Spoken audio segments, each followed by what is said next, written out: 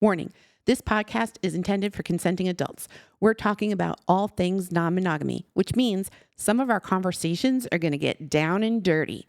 Please know we are not professionals, and these are strictly our views and opinions and in no way represent the opinions of our employers. We respect others' opinions as we know everyone in the world of non-monogamy does it differently. Hope you enjoy.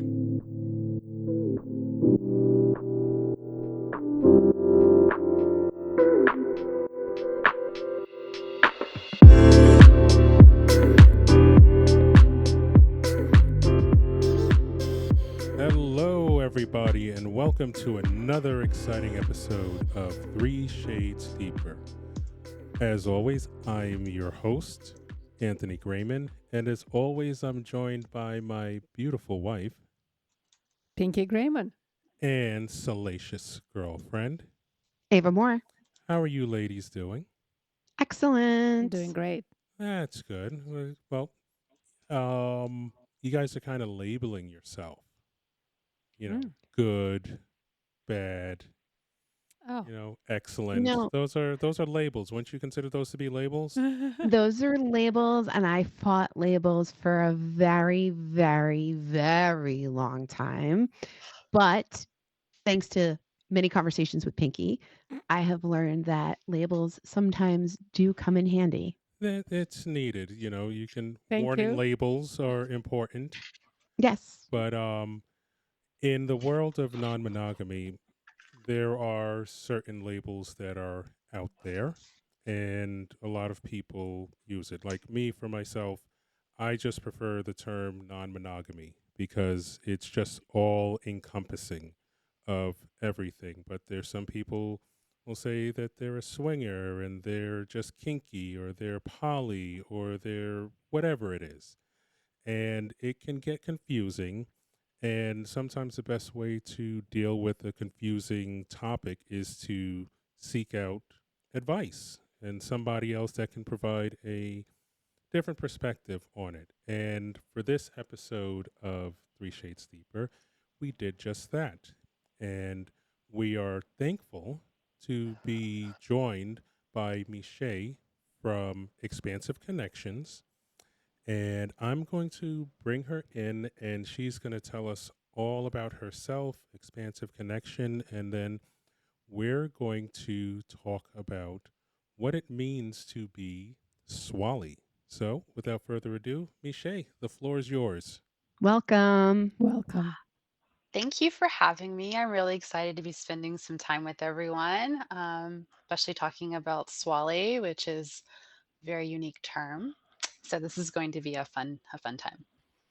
Yes, it's a rather new term that has kind of come across the lexicon. If you have preteens or whatever, you hear skibbity and all these other weird things that are I'm so all sick these of weird skibbity. terms that are coming out. So, us quote unquote old heads have to have our own little thing out there to kind of keep up with them. Swally is what the kids, their Riz is our Swally now. Like, Yeah, it's a lot trying to learn the lingo. Oh my gosh, I have teenagers and I am so grateful for them because I know I sound like a dunce at all times when I'm like, what does that mean? And they'll tell me, but it works really well because when I'm in the therapy room and one of my clients say it, I'm like, aha, I know what that is. I still don't feel any cooler, but I do understand what's happening. So terminology is important. Yes, it is. So, just a quick intro on you. You are a therapist, a counselor, a life coach. I want to make sure that we're getting the right terminology. Absolutely. So, um, I am a fully licensed marriage and family therapist. I have certifications in both trauma therapy and sex therapy. In the E&M world, though, I am a life coach. So, my vanilla world, I am a therapist. And my spicy world, I am a relationship and E&M coach. And I have been doing this coaching world since 2020. I'm part of the Expansive Connection, which is an online and sometimes in person, if you catch us at some hotel takeovers, coaching organization. And Catherine asked me to join in 2020, which I was like, you want me to talk about sex and relationships all day? Yes. So I joined and then have been doing this since then. I've been doing my own E&M journey because that is kind of what we're all about. We are coaches who walk our own journey in this as well. So you get to learn from our AFOLs, which are another opportunity to And learn or fuck it up. AFOLs, can you expand on that? What are those? Another fucking is it opportunity to learn.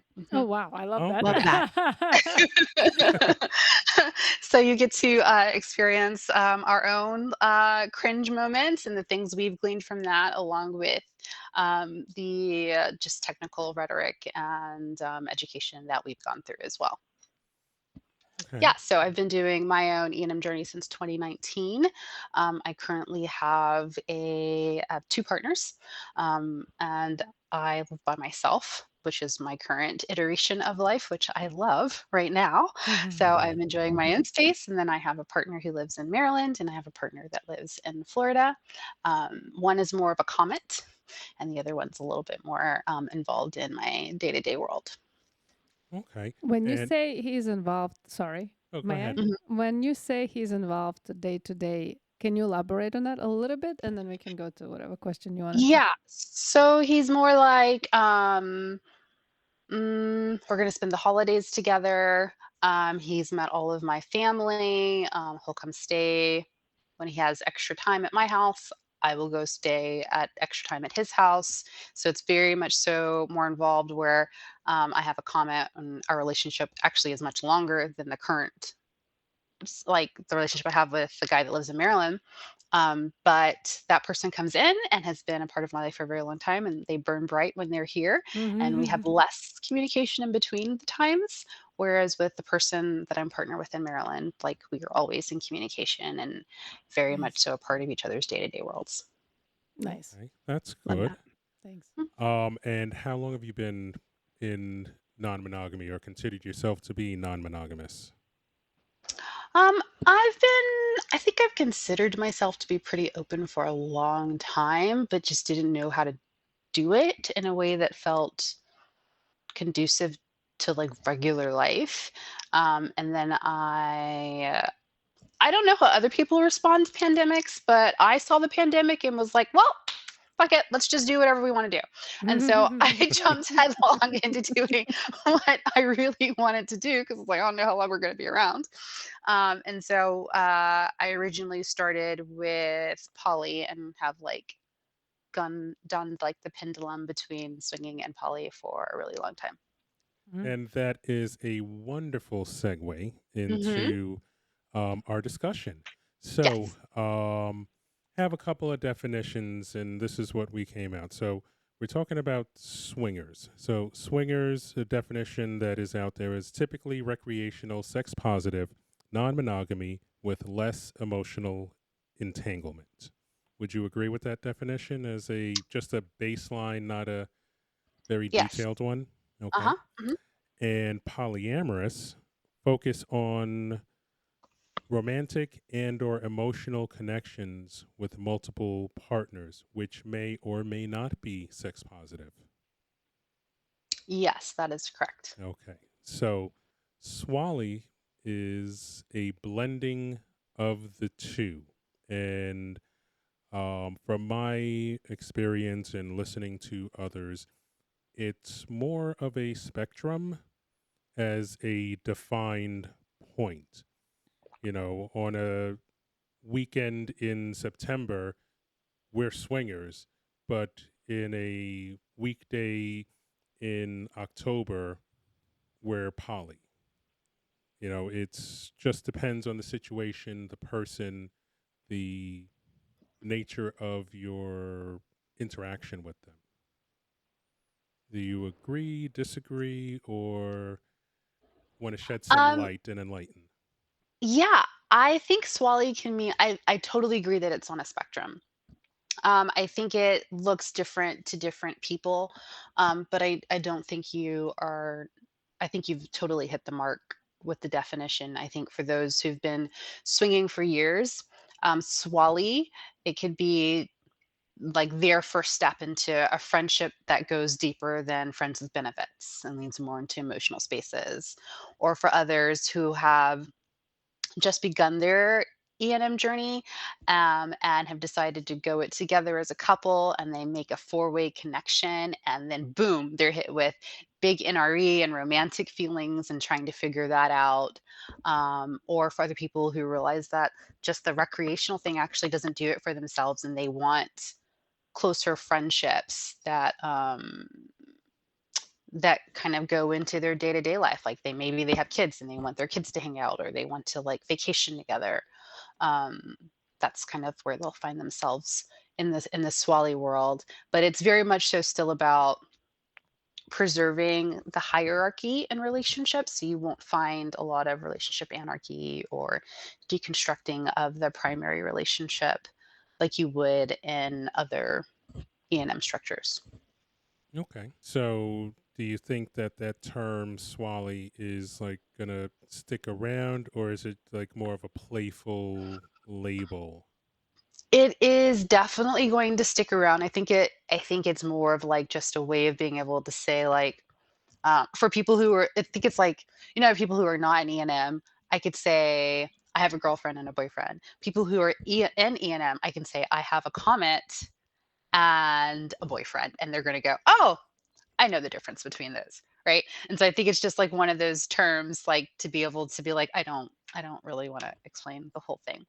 But I do think that swally has a great way of being this umbrella that invites another person to be able to say, okay, what does swally mean to you? Just like, what does poly mean to you? Or what does your version of swinging mean to you? It's an invitation more than a label. Yeah, it leads Mm. to a conversation. It's not a Yeah. it's not a close-ended question. It's not a yes or no. It's let's dig into this. Yeah. Yeah. Yeah. And Figure do out. you find that the word has kind of come about because the swinging world and the poly world, the two worlds are colliding more and more, and those lines are getting a little blurry more and more? Yes, I have. Like when I think about that question, I want to put on my anthropologist hat and be like, we live longer now. So this idea of swinging the way it was back in the 70s and 80s, it was like fun, fast, and then we get out. And it's like fun, fast. Oh, but I'm going to live a lot longer and I have all of this time. And I actually want people to be more community based. So I think it's more of like, I find that the sex, and this is when you talk to most swingers, this is what they'll also say to you. We get into it for the sex, but we stay for the community. Mm. And so it's an extension of what that community looks like. And sometimes that goes past just like, hey, you're my friend, long term friend with benefits, and more of like, no, you're actually someone who makes up the fabric of the way my world works. Yeah, it really resonated with all of us, I think, right? Deeply at core, because we Mhm. three come from different backgrounds and how we connect and how we engage, but we still, like we have friendships that are, if we ever have disagreements, which we don't have a lot, but we do sometimes have, Hmm. we always have an understanding that we will figure it out. There is a toolbox that we have, and we're going to get the tool that needed to be helped right now for us to Mhm. figure out that whatever particular thing that we have um, problem with. If we don't have a problem with each other, we have a problem that it's in front of us, that it's Yeah. preventing us to move forward. That's his words. He's a Yeah. brilliant guy. And I always use that because it just brings so much clarity in the relationship where there is no fighting each other, but let's figure this thing out. And we always do, no matter how Mhm. hard things can get. And things Mhm. do get hard sometimes. Yeah. Yeah. I wish I knew the term swally a while ago, because when Pinky and I first met, our listeners know I knew Anthony before he even met Pinky. He and I were together before he met her. And then when she and I met, we would have, should we call them debates Mm, on yeah. whether I was a swinger or whether I was poly.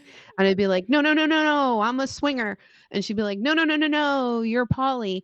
And I kind of wish I had the term swally back That's awesome. then, I like that. because back then I was not ready to identify as polyamorous like I do now. Now I'm like, I'm a poly kinky swinger, right? I cover it all. But back then, at least I could have said to her, hey, all right, I concede. Well, I'm not poly, I'm swally, because I am building friendships. I mean, I've had partners for 6.5 years. Yeah. That's not just your traditional swinging, Mm-hmm. right? And I wasn't ready yet to identify as poly back then. Yeah. And I find that a lot of people who do swally are like, okay, I've made this four-way connection with this couple, and we see each other every other weekend. We spend the weekend, which is not always the typical swinger situation, right? Right. Most swingers are like, I'll see them Every every 3 quarter. months, or Yeah. for a summer party and a holiday hmm party. Yeah. Yeah. Or like, we're going to go to this event. Are you coming? I'll see you there. It's not like, no, you're a part of my life in an intentional way. But it doesn't shift necessarily. It does shift a little bit, let's be honest, but it doesn't like shift the whole narrative of the primary relationship. And I think for a lot of people who are swingers, that is very important to them, that the primary relationship stays intact and very, very sacred and its own entity. Yeah, and I think one of the reasons is that people think about, well, I think we come from a monogamous background, and hmm that's what the primary relationship structure is. And we already probably, you're if you're lucky, you didn't go through it, but you knew how messy your relationship was to start with hmm and all of that. So I think what kind of pushes some people away from like swingers to like, hey, we don't want any feelings. I know what it took to start the relationship with my current partner and the hmm messes in that. Why are we going to ruin a good thing? Yes. Yes. It's like, I'm not willing to risk this because there's, like a lot of the fears are like, will you fall in love? Will you like this other person more?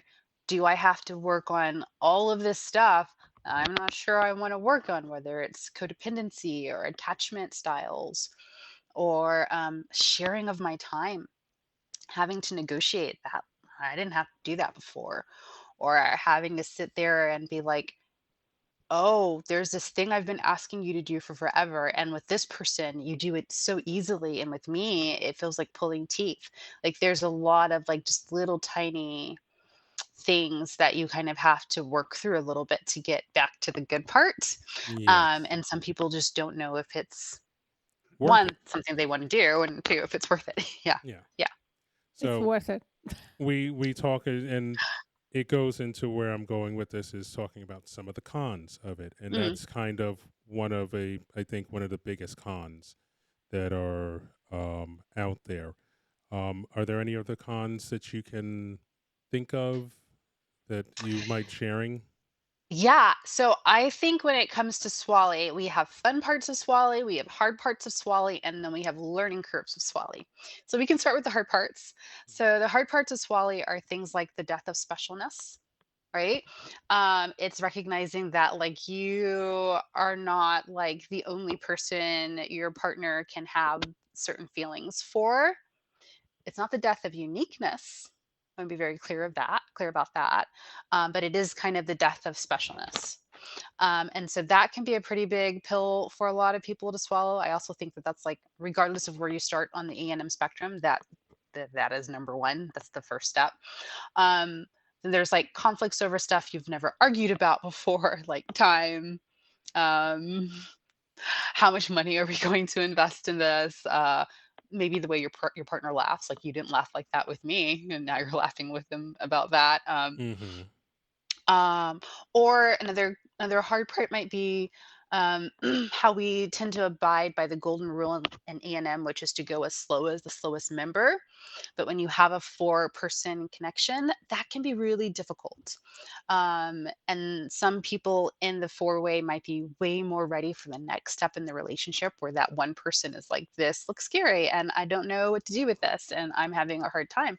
And that weight can be very, really, really uncomfortable for all parties involved. It can drag things down, and I think particularly in a primarily swinger situation, you'll end up having the one couple that's like, "Hey, we're ready to go," Hmm. drop a hat, and then one of the partners in the other one is the slow one. And what Hmm. tends to happen in a pure swinger is just like, well, why don't you call us when you're actually ready to do something more? Like, it's like, we got a babysitter. This is our only time out in the last 3 months. We Uh-huh. came to hang out and play. And if that's not what you're doing, it's going to be another 3 months before we can get out and have some fun. And that's what they're looking. But on a poly dynamic, you have that kind of like, okay, you know what? We'll go out and have dinner, maybe go see a show, hang out kind of thing. And it's more, that's not the primary thing of the play, is not the Hmm. primary focus Hmm. Hmm. in more poly dynamics. And that's kind of what I like about being swally. And I think that I'll still say that I'm non-monogamous, but I will add that I'm swally, because I think that definition really covers Hmm. everything. I also find that in Swally, there's more grace and wiggle room for that slowest person than there is in just being a swinger, right? Like they're gonna normally it's like, okay, we came down for the fun, we're gonna pack up our bags and go. But in Swally, because you are making that person more into the fabric of your day-to-day life, there's often a little bit more grace and wanting to make sure everybody's good before they proceed. So you'll have that. It might not be as much grace as you would on the poly dynamic and the poly side, right? Because that's more relationship driven, because Swally still really is the spiciness is the sexy bit and you still really want that, but there's a little more grace for Mhm. it in there. Question: what Mhm. struggles do Swally clients bring to therapy? I get a lot of the slowest members in therapy, or in coaching really. They'll be like, I'm struggling with the fact that everybody else has said I love you and I can't get there. That for me is reserved for my partner. Mm. Or one partner in the couple will want to get to the more of like the deep emotional romantic feelings, and the other person's like, I don't have time for this, my life is full already and I don't want to do that, but I also don't want to be left behind. I also don't want you like falling in love and I'm not a part of this when we came into this as a package deal. So sometimes you get that in the coaching chair. um, and other times you just get checkups, wanting to make sure that you're doing all the things you possibly can to make sure that your side of the street is clean and that you're being as inviting and understanding for not only your partner but the other couples as possible. Mm. Thank you. So you've spoken a lot about Swally maintaining the hierarchy of the relationship.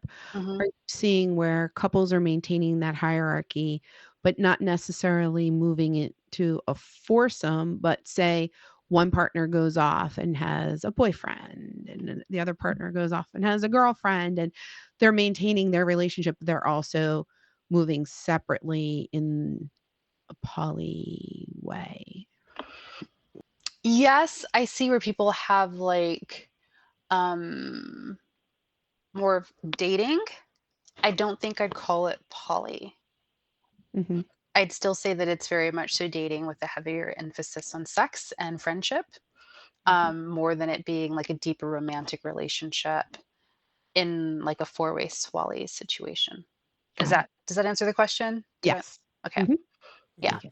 So, going back to something that you mentioned, it's a lot of emotions that are going on with people that will come to see you.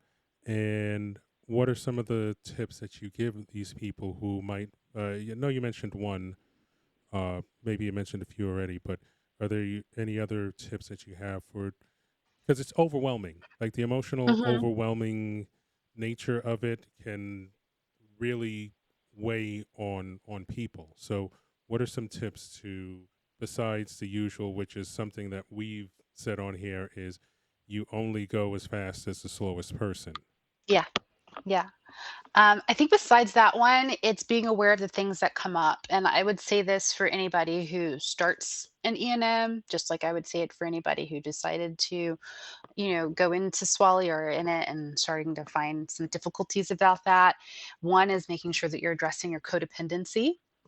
A lot of times, if you're in the swinging spaces, it's still very, very easy to have a monogamous construct and mind frame when you're looking at engaging with other people. And so when you go into like more of a swally situation, you really do have to individuate from your partner. And so confronting that can be sometimes scary a little bit and also really good for both you and your partner. So addressing your codependency, also, codependency isn't, I want to just be really clear that codependency isn't necessarily like the scary monster word in the room. The way that we have structured monogamy, there is no way to do monogamy and not be some type of codependent. We Hmm. just don't have a structure for that outside of being E&M, like monogamy and its construct, at least here in the US, is very codependent based. Where would So, it be? You said more here in the U.S. Are there any other well, I mean, countries or communities that are yeah, there's other examples? countries where, like, the idea of having a tryst on the side is not foreign. Is also kind of like that. That's what happens. We just don't talk about it. Or there's certain tribes where if you have a boyfriend, that's fine. You just don't rub it in the husband's face. Like we just don't necessarily like the idea that you would have space in your own inner private world a little bit is accepted as a normal part of long-term relationship, whereas in the United States or most Western countries, we are supposed to be one person, Yeah. not two people building a relationship. So when you think about being in a monogamous construct and moving from that to non-monogamy, like if you find that there's codependency in your relationship, like please don't be scared of it or think there's something wrong with you. It's designed to be that way. So dealing with codependency and then also challenging your attachment styles. I was like, I'm a whole therapist. I don't have attachment issues. And then I got into E&M and it was like, oh, hello. You just learned how to do a really great dance around all of your attachment issues. And so that was a slap in the face. Rude. Because you're Um, human at the end of yes. the day. Yes. So I am anxious attached all day long. I consider anxiously attached people to be wonderful canaries in the coal mine of most relationships. And so, if you find somebody in there, listen to them because normally like that leads to really great deep conversations of all the what ifs. Even if you're like, no, the spaceman will not come to Earth and invade. We are fine. There is no such thing as a blue planet. And you're like, I need to know what happens if there's a blue planet and people invade us. Have the conversation, do the contingency plans, walk through the fears because you don't know what will pop up and won't pop up. Um, so, or people who are avoidant are really great teachers for teaching you how to self soothe. Like if you're sitting with someone who is avoidant in their attachment, you have to learn how to self-soothe until they're ready to come back around and have the conversation with you. And that's a really good skill to learn. Yeah. Yeah. Polysecure comes into play right now in my head. Yes. I'm So gonna put in the show notes. so we go from the cons, and Mhm. even though they're cons, they're kind of pros, because one of the things that it actually, even those cons, will force you to do if you are still, after everything, want to be non-monogamous, is to communicate better. You Yes. have to, it forces you to grow in some way or the other, even whether it's self improvement or relation or improving in your relationships, or as these ladies will say in with non monogamy, it's helped them in their personal lives in how they approach their careers and dealing with other people. Hmm. So, to add on to that, what are some other pros that you can expand on? Because we're not all about the negativity here at all. That's right. That's right. There are so many fun parts of Swally. Um, besides like your own growth edge, which is I think what learning your attachment styles is, along with learning like your own contributions to codependency in a relationship. Um, it's the sexiness of having new partners and learning someone different than yourself and the partner that maybe you've known for like over a decade. New relationship energy is the best drug on the planet. Like if I could have NRE 24/7, I would take over the world. I don't need to sleep. I barely need to eat. Like life is good. So NRE is beautiful. And depending on how the other partners are in proximity to you, this thing can last for a good amount of time. So NRE to a close person, someone who's like in your vicinity, lasts up to 2 years. Like the brain can only sustain that kind of dopamine euphoric high for about 2 years. If they live farther away, it can be anywhere from 2 to 5 years, right? So that NRE buzz it's a beautiful thing. Um, so it's also the introduction of like, okay, I know that we've kind of like just assumed in our relationship that these things exist, but now that I'm sharing you with other people and you're sharing me and we're sharing ourselves, like I need to know what's unique about me. Please tell me all the yummy, unique things you find about me that are different than everybody else. And I want to talk about what's sacred. Let's talk about the sacredness of our relationship and what is just ours. Um, I think I've probably said this before in other podcasts, but I remember um, my my husband had said um, he was taking his partner out for dinner, and I was like, "Oh, beautiful, go do that. Yeah, that's amazing." And he was like, "I took her to the Thai restaurant," and I was like, "Wait, hold on." He's like, "Yeah, the Thai restaurant," and I was like, "Wait, wait, wait. I mean the Thai restaurant that we've had my birthdays at, celebration of kids, graduations, that Thai restaurant?" And he was like, "The only Thai restaurant in the town?" And I was like, that's true. That's also true. It was a small town. There was only one Thai restaurant. I had considered it to be sacred. He had never considered it to be sacred. And so we hadn't had that conversation about like what was just He ours and what just made it. liked Thai food a lot. Just likes Thai food. Couldn't even be mad at it at the end of the day. So getting to discuss like how your partner sees you and the relationship is beautiful is wonderful. Like the actually addressing um, what names that person calls you that you just want to be yours. How they use their time and allocate that and what that means to you. Like you get to learn your partner on a different level. Um, one of the other things I love about Swally is not having to place parts of yourself on a shelf for the sake of the relationship. You might find someone in this dynamic that maybe loves Pokemon Go just as much as you do.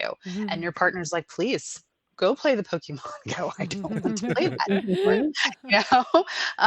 And so that's a beautiful thing. Or having someone who will talk about psychology until you both are blue in the face, like that's a good thing. Um, and then also, I think the bottom line of the majority of this is the community. Having more people who care and are deeply invested in your well-being is beautiful. Like knowing that like whatever happens to me, I'm rolling like 4 to 5 people deep. Ah, what a great like foundation and safety net for you as you go through the world. Knowing that people are that invested in you is pretty amazing. Yeah, you have your it's like a gang, you have your everybody needs to have these different people and these different parts of yourself that you can express and identify with, and you always need that one person you can call, like, yeah, I'll be in front in 5 minutes or something, and it's just like, okay, I don't know where we're Mhm. going, but we're going. Mhm, mhm. you Yeah, know. it's so Yeah. So important. Community. It's all about community, and that's one of the reasons why we actually have the podcast, because it was my idea. I am the muse, Oh, nice. and the idea was of give back to community. Because when I Mm, first started walking the walk, I felt very lonely, isolated, and this beautiful man was trying to help me, but he did not know how. And now, like looking back and having mhm, this source to give back to community and loving the process, no matter how hard sometimes it can be. And mhm. sometimes technology does not want to work the way we want to work, or things happen that we just did not expect it. Yeah, yeah, true, true. Also, we might also talk a little bit about like the learning curves a little bit. yeah, because you mentioned before, you said they're the what was it? The learning curve, the was it pitfalls you use or The something? fun parts of The fun Swally, the parts, hard parts the of hard Swally, and the parts. learning curves. Okay, so we went to some of the fun. We went to so the learning curve, like how Like how we mm, begin to individuate from the partnership a little bit and become more of our own self. That's a learning curve because it's like, how much of this do I bring back into myself without disrupting the primary relationship, mm-hmm, which is good for both parties. Um, or challenging that feeling of like, I haven't had these amorous feelings for another person since whenever you met your partner, and that led to like marriage or long-term nesting. And so it's learning how to have emotional escalating feelings without getting on the relationship escalator, Mm. like it just being okay where it's at. um, Another learning curve, I'm gonna tell on myself here right now. Both of my metamors are all both my partners, and so their metamors are a little upset with each other. And so I get to sit in the middle of the shit bits and be like, how much of this is my own and how much of this is theirs? And then having two people call you on your shit simultaneously, like, and both people are like, this was not cool. Then you're like, you're probably right. So that's a learning curve. Or seeing your partner match up to someone more on their pace. So if you are married to someone who's like sexual and you're sensual, and then you swap with another person, and so your sensuality matches someone else's sensuality, and your sexuality matches the other person's sexuality. Learning to like not be threatened by that or to not mm-hmm. compare in those spaces is a learning curve. Yeah, yeah. Comparison is the thief of It's the joy. huge. I Mhm. I do my best not to compare anybody to anyone. Like, oh, who's the best that you've been with, and this, and some people want to, because it's part. I think sometimes it's part of an ego thing. Like, Yeah. oh yeah, I'm the best you've been with, and that could be true for a moment or a time, but you know, it's not realistic to think that you are always going to be the best or that somebody isn't going to be better than you. I Mhm. mean, world Mhm. records are there, but they get broken. Mhm. Mhm. I sometimes ask myself, I'm like, do I want to know the answer to this? Not today. No, And I do not. that's oh yeah, I agree. Never ask a question that you are not ready for the answer. Yep. Mhm. Mhm. I've learned doing this ethical non-monogamy world, navigating by saying it. Everybody's unique. Nobody's Yeah. special. Yeah. Very, Yeah. very true. Yeah. Very, very true. And that's hard because Yes. monogamy teaches you that you're the one and only. Yeah. Yeah. When I first started doing it, I've learned the hard way. It was a Yeah. heartbreak, and Yeah. this, those two people have helped me through it, and now I know better. Well, speaking of heartbreak, it's also like teaching yourself like how to break up with people well. Oh yeah, That's I'm a something that professional now. Oh, she's getting good at it. And I mean, I was actually talking to somebody about this the other day, not only breaking up with somebody, but like turning someone down and just being yeah. like, no, I'm not interested, or, I am a little more vague and people tell me I need to be a little more direct because like I'll be like, oh no, I'm good, whatever. And then they'll come back and they're like, no, just tell them, be straight up, you're not being mean. Mm-hmm. It's okay. You Mm-hmm. polysaturated, okay? So that's okay. I'm definitely polysaturated. Even though they don't know what the heck you're talking about, I've had experience like that some guy was like looking at me like, what does that mean? He knew I was rejecting him, but he's like, I don't know what it means. I'm like, okay, I'll tell I you am now. not accepting any more resumes. I Yeah. am done. No more resume. The positions have been So- filled. Thank you very much. Cheers. We're We'll keep- great. We're We'll keep good. your resume on file. Should Should the need a need Anything curve. arise. changed, but no, we're good. So we're all taught that jealousy is bad, Mm. but doing non-monogamy, we learn that it happens and we have to navigate that. And I'm Yeah. sure that also happens quite often in Swally. How do you suggest that we navigate through that? Ooh, jealousies. I always feel like jealousy, if we could be taught that jealousy is a spectrum of emotions, just like all the other ones from the time we're kids, and to not be scared of it or feel like it needs to be eliminated immediately, we would do so much better later on in life. Um, I think first is recognizing that you don't have to get rid of jealousy, Right.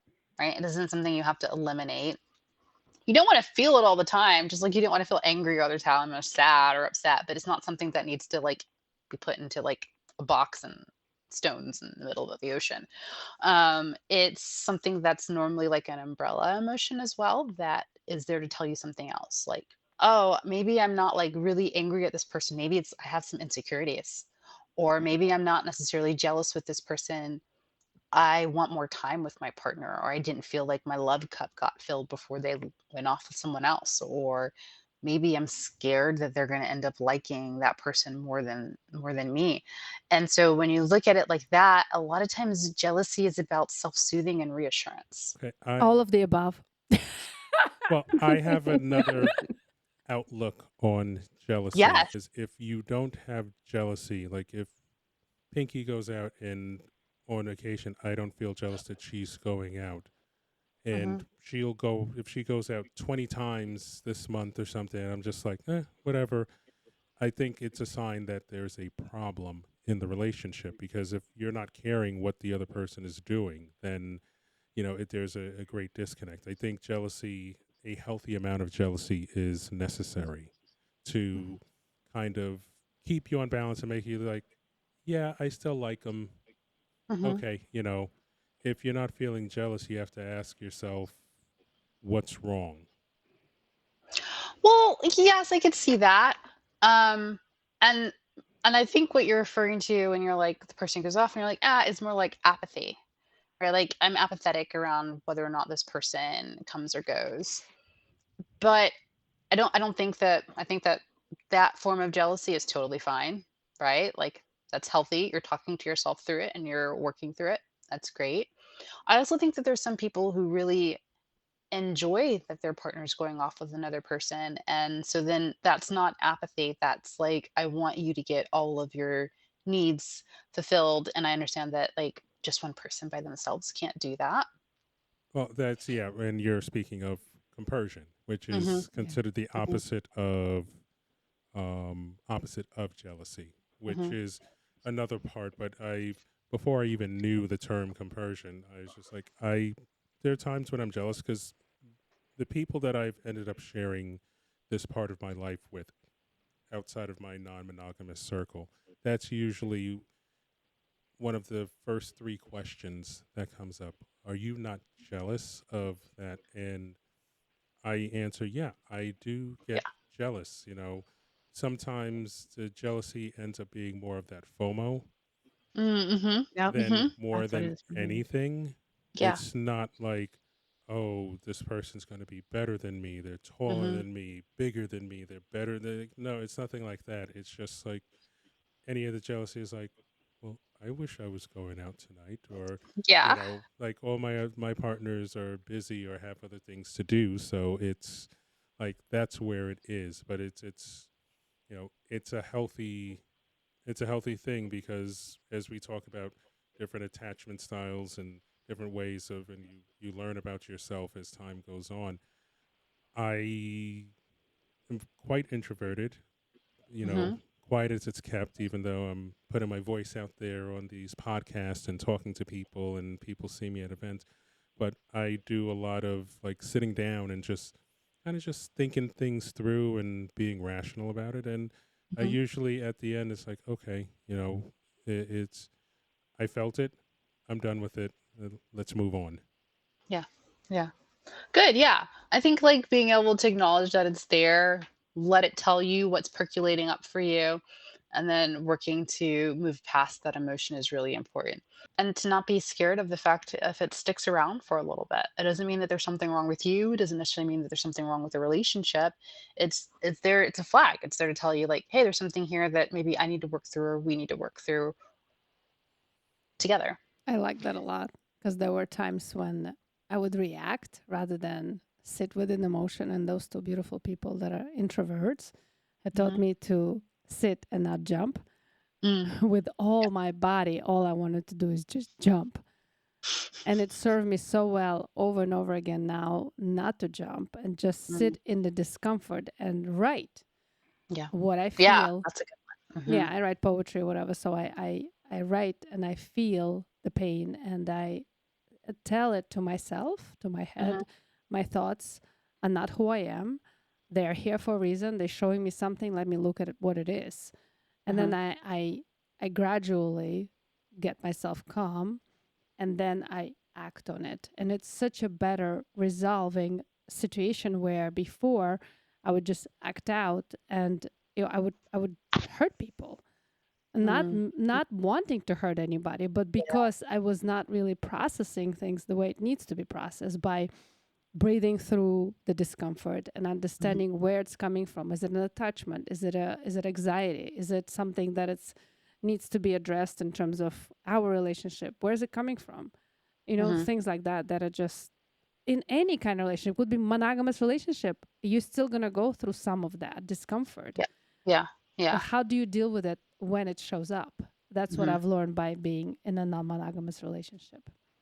Yes. Yes. So we mentioned compersion, and we've talked about this before, how compersion is not something that comes naturally to people. Mhm. Oh, yay, I'm so excited my partner is going out, with somebody else they care for, or they're going to go Yeah. have sex with somebody else. Mhm. But is there's a huge benefit to it. How would you suggest people get comfortable in learning compersion for themselves and having it for their partners? Because it's not an easy thing. You have to be very conscious of learning how to do it, or at least that I had to be. Yeah. Um, the first thing I would say is to learn to self-soothe really well. And then the second thing I would say is that like if you don't like compersion isn't actually the goal. I do not experience compersion. I am too selfish. I will not ever evolve that way and I'm okay with that. And Okay, so let's be honest. Yes, I love that. Love this is a it. safe Love space it. yeah, for you to be honest. Let it all out. I love just not built that way. What I do have is gratitude, right? Like I am grateful that there's other people in my partner's lives that will fulfill things that I can't do. Sometimes, if I'm honest with myself, that I don't want to do. Mhm. I'm grateful that you know th- that it aligns with my ethos. I want my partners to experience a multitude of beautiful emotions and to really feel cared for in a way that them pouring into me feels like I'm being cared for. And so I have gratitude that there's other people doing that for them as well. Um, not the same thing as compersion, but gratitude is a lot easier for me to access and then sit in for long periods of time. Hmm. And then I'm not shitting all over myself. That's great. I love that. So So you brought beautifully said. you brought up something about different flags, and you do counseling, and you see different people. The question I have are, what are some green and red flags that when you might get an intake, and it's just like you look at that, you're just like, I mean, you can't always assume everything that's going to, but there's certain things as you see more often than not. If I see this, I think it's a green flag. If Mhm. I see this, clear my calendar. We got work to do. Um, I think for me, one of the larger green, like red flags is not having like a scaffolding on how you want to do Swally or any E&M structure, if I'm honest. Like if you're just like, well, we'll just see what happens. That to me feels a little scary because it could go really well. It could also go really, really poorly. And Mhm. so I'm a big proponent of like having check-ins and pausing and slowing down and having a goal that you're working towards, rather than kind of flying by the seat of your pants, because then we have to backtrack and do a lot of like backwards work. And then we're and then we're unraveling like hurts and things you can't unhear, or some things you can't unsee, and it's a lot gentler on your nervous system if you will at least agree on the scaffolding as you go along. It can always be restructured, it can be opened, it can be closed a little bit, but the agreement at least allows you to feel like we're partners in this. Mhm. um Not that someone else is like, it's not the wild wild west out here, like we're just seeing what happens. A green flag for me, is, the ability to be open to the idea that you have a lot of work to do, like of recognizing that, um, You don't know both what you don't know. don't know what you don't know, and that your paces are different, like recognizing that your person is completely different than you are, even if you started out with the idea that relationships mean that we are the same on everything. And I think that acknowledgement is a beautiful green flag. Yeah, I like that. I have like gone to, what is it? Autobahn goes 250. There is no speed limit on the Yeah, Autobahn. okay, that's me. Yeah, that's But then I slow down. Eventually, of course, y- eventually, it was you've like I had a need, I couple of needed. fender benders, but Yeah. no fatalities. No, So no, no that's fatalities. that's a No, no. good I thing. did need. I needed to get the gas. I had to stop and on the way. So we've been talking a lot about Swally and swinging and poly, and there are other E&M type dynamics. Now, in a perfect world, Hmm. what would be, in your mind, the most perfect E&M dynamic to have? How it's structured? I don't think there is one. I think people are so incredibly unique that each time you add a person, you have to change it. So although like the partners that I have right now, the dynamic I have right now suits who they are. So I have one person who's only come, this is their first E&M relationship ever. And so my breaks have been really slow. We are going very, very slow. I'm always checking in. My other person is like, woo, off to the races. There are no breaks. Okay. And so I just love hearing all of her stories and her escapades, and we just have a lot of fun. But the relationship structure between the three of us looks very different than if I dated someone who both parties were very, very E&M and had a lot of experience. And so the structures have to match the people in them, and you all have to have like goals that you agree upon. So there isn't a perfect structure because it's always like, have you ever done those like trust exercises at work where there's like this big platform and there's like a ball underneath it and you're trying to like level it out? Hmm.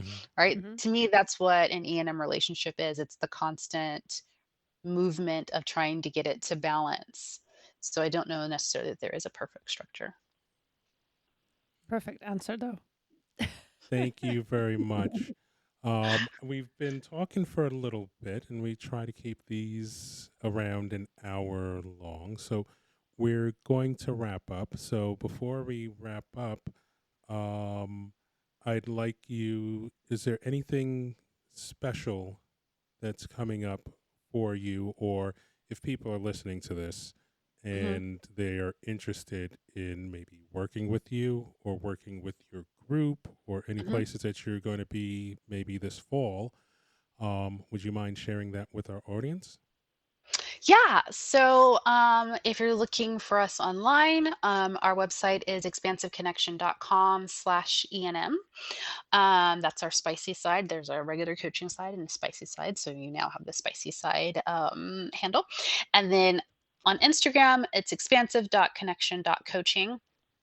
And so on both platforms, you can reach out to us about coaching and what you're interested in. You can go underneath our website and scroll down and see all of the coaches there. There's 4 of us. Um, we have a couple of men's groups that are coming up. Um, and then we have a couple of we have I think 2 couples retreats that they're doing. There's a women's retreat coming up in the fall. I will be at the Libertine events with the other coach there. Her name is Kel. It's in Texas. We'll be taking over a hotel with Libertine Events, and that's going to be a ton of fun. So, whether you find us at retreats or at hotels, come say hi. In January, I will not be there, but Catherine will be at Hedonism for a week where they're doing really cool stuff with Naughty Gem. And so, yeah, some of the places to find us and look for us. Okay. Well, ladies, do you have any final last thoughts or questions for Michelle before we wrap up? I just want to thank you for joining us. When I heard the term swally, I got really excited. And I was like, our listeners need to hear about this too, Mhm. because it makes so much sense for the 3 of us. And I feel like it could really resonate with a lot of people out Mhm. there. So thank you for Yeah. coming on and chatting with us. Yeah, I like it that it's not that it just stays on the spectrum and it's not trying to be like, I'm, a swinger every fourth weekend in a month and then poly throughout the other. It's a great umbrella term to be able to say, like, I bounce between that on a spectrum without having to go into detail, which is great. It is great. And I'm learning that I can be swally. Also, I just went away over the weekend and I had something with somebody I never met, and I probably will never meet him again. And I was surprised. Mm. And it just never say never. That's what I'm learning. Doing like big 4 for me. I'm like always coming home to him. I need this intimacy. I'm a sapiosexual goddess. You need to get into my head first, and everything else is gonna flow. And now I'm like, maybe that's not. Maybe it's That's possible to how have both. it's possible, and sometimes that's what you may think is what is necessary, and it's not. And it's the balance because as people have heard this before, and I don't know if you've heard, but we went away on vacation and she saw this guy doing acrobatics and she's like, I don't care if he can spell. Yeah, So, it's sometimes it's okay to let your primal Yeah. Yes. urge just Uh-huh. go with it and, within reason, but, Yeah. it's okay to just like, fuck it. Yeah. And I think it helped that I was in a safe zone. I was with friends, Yes. and that definitely, like, I knew nothing was going to happen. I knew a Mhm. friend of a friend who knew him. So I was like, okay. And then it was just really amazing. But the notion of me putting, like you said in the beginning, like, I can't do this. This is hard, whatever. There is a way to go around doing it and getting comfortable, even Yeah. when it's discomfort comes into play at first. Mhm. For me, Mhm. safety is very important. So I found a place where I was safe, and then Mhm. I was acting on it. So Mhm. like yeah, long story short, never say never. Yes. So, once again, Michelle, thank you very much for joining us. We appreciate it. We'd love to have you back. And I know the ladies, they have the pajama party Yeah. where they discuss very salacious stories.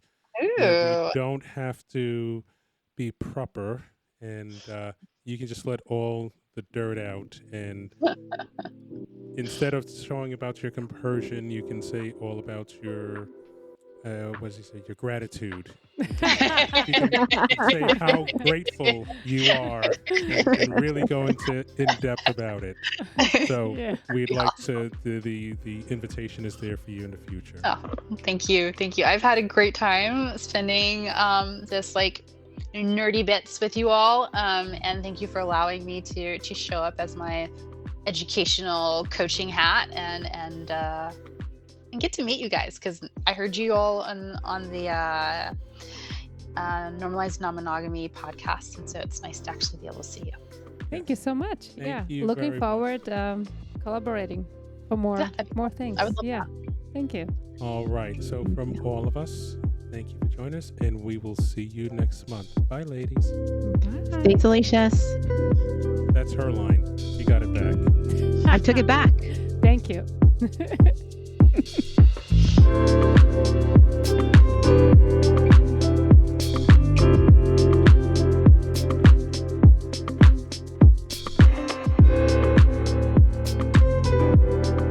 Thanks for tuning in.